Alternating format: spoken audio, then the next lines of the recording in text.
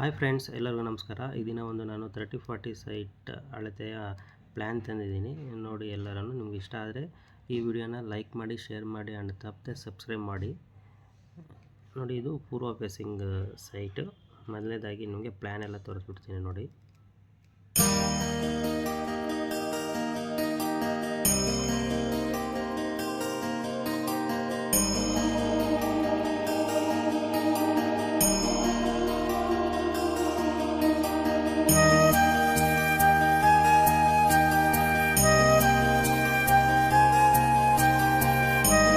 ನೋಡಿ, ಇದು main gate.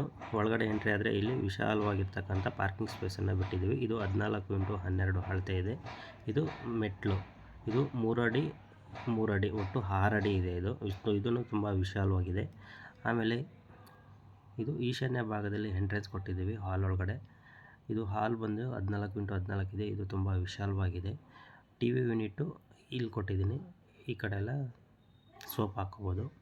ಅದಾದಮೇಲೆ ಇದು ಪೂಜಾ ರೂಮು 5x4 ಇದೆ. ಇದು ತುಂಬ ವಿಶಾಲವಾಗಿದೆ. ಅದಾದಮೇಲೆ ಇದು ಕಿಚನ್ನು ತುಂಬ ವಿಶಾಲವಾಗಿದೆ. ಓಪನ್ ಕಿಚನ್ ಕೊಟ್ಟಿದ್ದೀನಿ.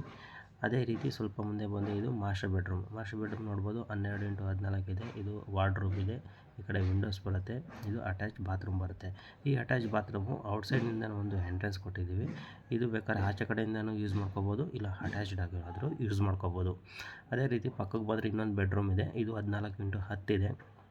ಇದು ತುಂಬ ವಿಶಾಲವಾಗಿದೆ. ಇದು ವಾರ್ಡ್ರೋಬ್ ಇದೆ ಈ ಕಡೆ. ಅದೇ ರೀತಿ ಈ ಕಡೆ ವಿಂಡೋಸ್ ಇದೆ. ಇದಾದಮೇಲೆ ಈ ಕಡೆ ಉತ್ತರಕ್ಕೆ 3 ಅಡಿ ಕೊಟ್ಟಿದ್ವಿ. 3 ಅಡಿ ಕೊಟ್ಟಿದ್ದಾಗ ಈ ಕಾರ್ನರಲ್ಲಿ ಒಂದು ಬಾತ್ರೂಮ್ ಮಾಡಿದ್ದೀವಿ, ಟಾಯ್ಲೆಟ್ ರೂಮ್ ಮಾಡಿದ್ದೀನಿ.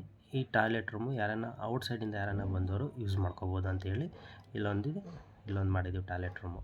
ಸೊ ಹಾಗಾಗಿ ಇದು ತುಂಬ ಸುಂದರವಾಗಿ ಬಂದಿರತಕ್ಕಂಥ ಪ್ಲ್ಯಾನ್ ಇದು. ನಿಮಗೆ ಇದು ಇಷ್ಟ ಆಗಿದೆ ಅಂತ ಅಂದ್ಕೊತೀನಿ. ದಯವಿಟ್ಟು ಈ ವಿಡಿಯೋನ ತಪ್ಪದೆ ನೋಡಿ, ಲೈಕ್ ಮಾಡಿ ಆ್ಯಂಡ್ ಸಬ್ಸ್ಕ್ರೈಬ್ ಮಾಡೋದಂತೂ ಮರಿಬೇಡಿ. ಧನ್ಯವಾದಗಳು.